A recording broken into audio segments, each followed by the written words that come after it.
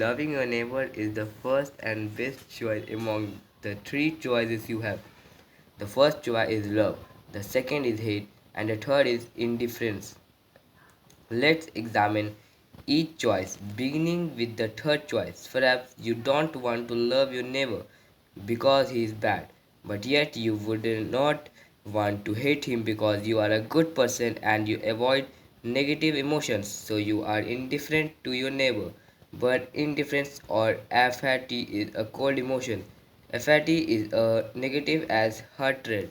The line between hatred and apathy is very fine.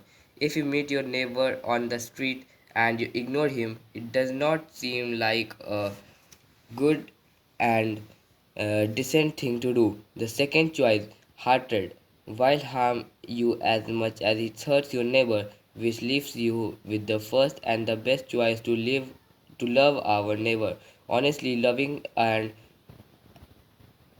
Irkism never is not as hard as it seems. It simply means respecting the person and thinking of his needs and desires as much as you would your own. You would not be able to love yourself until you first love your neighbor. Whether we like it or not, a major part of our life will always center on that of our neighbor as yourself some question and you will see from the answer how important your neighbor is for your own peace and happiness. You can't stop at loving your immediate neighbor. You have got to love your neighbor too, and so on. The circle of love gets wider, something differences of community, state, nation, continents, encompassing the whole universe and beyond. Your heart is so big and so full of love. Its capacity to love is infinite, is divine. Inversely, your heart's city to hate is limited. Try applying the golden rule of infinity love to hate you, and you will find yourself shattered. That's because you don't have a limitless capacity to hate. Like you have to love, for love gives you joy and power, and victory, and hate brings in sorrow and powerlessness and defeat. Jesus said in the Bible, "You shall love the Lord your God with all your heart, and with all your soul, and with all your mind." This is the greatest and first commandment, and the second is, "You shall love your neighbor as yourself." The Bible verses on loving your neighbor find echo in the Bhagavad Gita.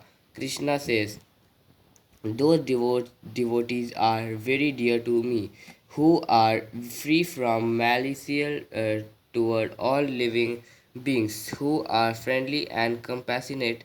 They are free from attachment to possession and egotism, equipoised in happiness and distress, and fear loving, and fear and ever forgiving. They are. They are ever content, steadily united with me in devotion, self control of firm resolve, and dedication to me in mind and intellect. 12 is to 13 to 14.